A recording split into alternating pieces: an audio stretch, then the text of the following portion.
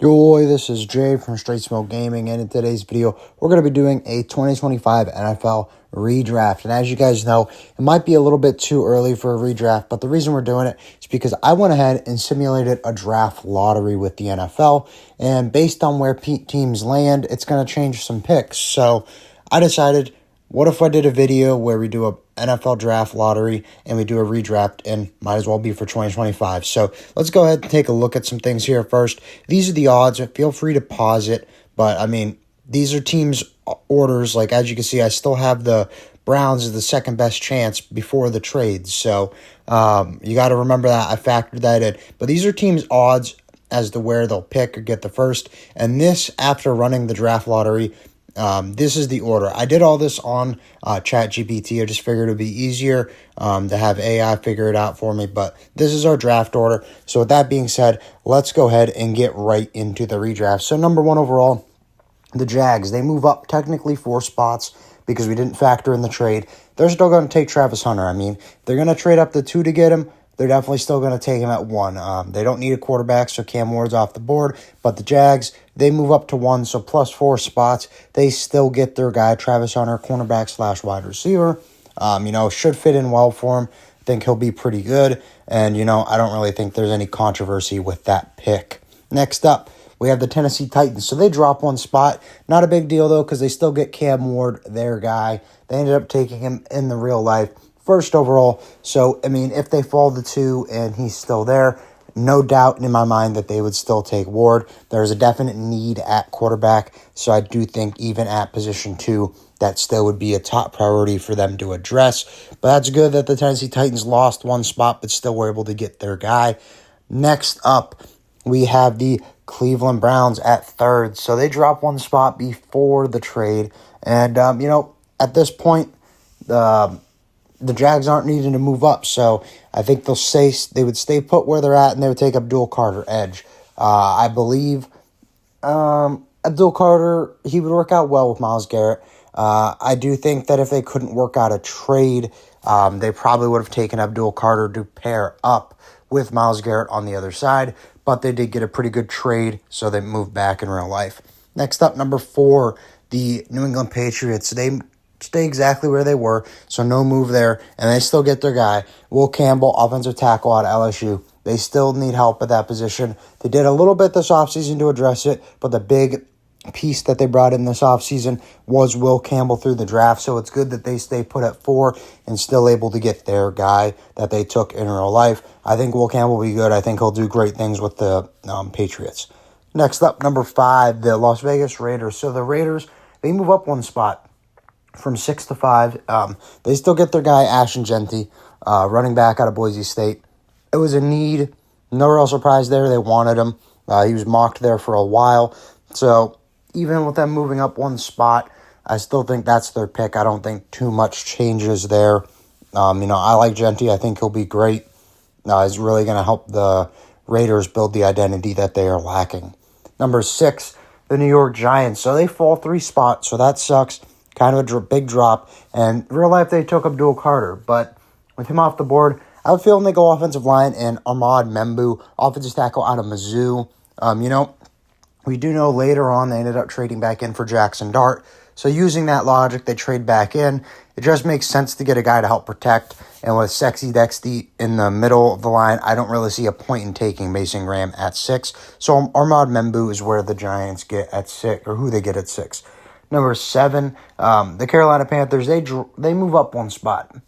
They draft Ted McMillan still. Wide receiver is a big need for him. This is the same guy they drafted in real life, so he was obviously their wide receiver 1. So moving up 1 spot, I don't think much changes. Could I see them going Mason Graham? Yes, because the D-line could use some help, but, I mean, I don't know. I still think Ted McMillan makes sense. That's who they wanted in real life. That's who they got, and that's who they take here. Number 8, the New York Jets take Mason Graham. The Jets, they drop 1 spot, and Membu's no longer available, so they got to pivot. And I think that, at pick 8, Mason Graham, he was projected to be a top 5 pick. So I think the slide falls, and I think a team just takes the chance on him. I think Mason Graham's going to be good. Is it really kind of a need for the Jets? No, but I think you can work him on the defensive line, and it definitely wouldn't be a bad pick if he pans out. So Jets at 8 take Mason Graham. Number 9, this is the biggest jump we have so far. The Seahawks move up 9 spots, and they take Kelvin Banks Jr., offensive tackle / offensive guard. As you guys know, the Seahawks, they ended up going offensive line. They took a more of a versatile offensive lineman. He could potentially play center, but moving up to 9, I still think they go offensive line. It's just a matter of which one, and I think they take Banks. Banks, at this point, is the best available one, in my opinion. Can play tackle, can play guard, could do a lot of things for the Seahawks there. At number 10, the Indianapolis Colts, they take Tyler Warren, tight end. So the Colts, they move up 4 spots. They ended up taking Warren in real life. So moving up 4 spots, and your guy that you wanted is still there. He was the tight end 1, so it makes sense that they still go him. It was a need for them. They get the guy they want. They get the best at the position. So I just think that all makes sense. All the cards are playing into their hand, and I don't think there would be any changes in this redraft. They do still take Tyler Warren. Number 11, the Chicago Bears. They take Colston Loveland. We have the Bears dropping 1 spot. Not a big deal, though, because they still get the guy they took in real life, the guy that they wanted, Colston Loveland. I don't got a problem with him. I really like him. I think he's closer to Tyler Warren in skill-wise than some other people would say. I think Loveland's going to work out well with Ben Johnson, kind of playing that Sam Laporta role in Chicago. So it's good to see the Bears still get the guy that they want, the guy they took in real life. At 12, the New Orleans Saints, they dropped 3 spots. They still address the offensive line like they did in real life. Not with the same guy because he's not available. They end up taking Tyler Booker, offensive guard.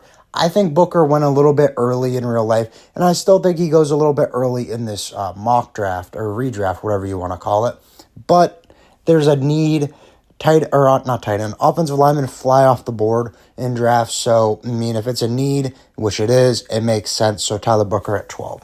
13, the Miami Dolphins, they stay exactly where they were, so they didn't lose or gain. So they still take their guy, Kenneth Grant. I'm not much of a fan of him. I think he was taken a little bit too early. I would have rather taken Walter Nolan, but they obviously liked him. They had plans for him. They take him at 13. He's still available at 13 in this redraft. It just makes sense for the Dolphins still to take him. It is a need. I think he'll work out well on that line. With the loss of Wilkins, he'll fit in nicely and replace him. At 14, the Atlanta Falcons, they move up 1 spot, still get their guy, Jalen Walker, edge out of Georgia. I like Walker. I think he fell quite a bit in the draft. I don't know why. I originally had him going to the Panthers because, like I said, the Panthers, they do need help on the defensive line, but the Panthers have a lot of things they need to work on. Back to the Falcons, I think Jalen Walker is going to fit in well. He can help generate pressure, which is what they needed to do last year, and they couldn't. So I think it makes sense that they still take the guy that they ended up taking in real life. 15, the Cincinnati Bengals, they move up 2 spots, and they still go edge because, I mean, that's a need. You're going to go defense. They spend all their money on offense. You got to do defense in the draft. And they take Mykel Williams, edge out of Georgia, I believe it was. So that's a little bit different than the Shamar Stewart pick. I think Mykel Williams is better than Stewart. So with them moving up and him being available, it just makes sense in my opinion. 16, the Arizona Cardinals, they take Walter Nolan. That's exactly where they were. So they didn't move up or down. Walter Nolan's the guy they took, defensive tackle. And I like Nolan. This is the guy I think the Dolphins should have taken instead of Kenneth Grant. I think Walter Nolan's going to be good. It sucks that he's in the Rams division because I'm a Rams fan, so not excited for that, but I really do like Walter Nolan. I think the Cardinals hit a home run pick, and I think if he is available, they would do it again. At number 17, the San Francisco 49ers, they end up taking Shamar Stewart, so they drop 6 spots from their original position. Shamar Stewart, edge. I don't think Shamar Stewart's bad, just not as much production as some of these other edges in the class. He's very athletic, He's got the build to be good. It's just production is lacking. And I think going to a place like San Fran with Nick Bosa would really benefit him and help with that production. So they still go edge. They still getting a really good edge rusher. At 18, the Dallas Cowboys, they drop 6 spots, but they still go offensive line like they did in real life, taking Gray Zabel. He's a guard / tackle, can play some center for you, which honestly, I think that's what Dallas needs, a versatile guy. Because, it seems like Dallas always has a big offensive line injury. I think he would work out well. I think in this mock draft, it would make sense that he would go there, or redraft, whatever you want to call it, because there is a need there, and I do think the Dallas Cowboys know that there's a need there. But that's the redraft. Go ahead and comment down below. Let me know what you guys think of it. I think it went pretty well. I think the whole lottery aspect of it made it pretty interesting. Go ahead and comment. Let me know if you guys think the NFL should go to the draft lottery. I'm a fan of it. All the other major sports do. Personally, I'm a hockey fan as well. I love watching the NHL draft lottery. We've seen some crazy stuff happen this year with the Islanders moving up. So I think it'll make for a pretty interesting thing in the offseason for the NFL. But when it comes to this video, that's all we got. So if you enjoyed, please remember to like and sub for more Madden content, and we'll see you in the next video. Bye, guys.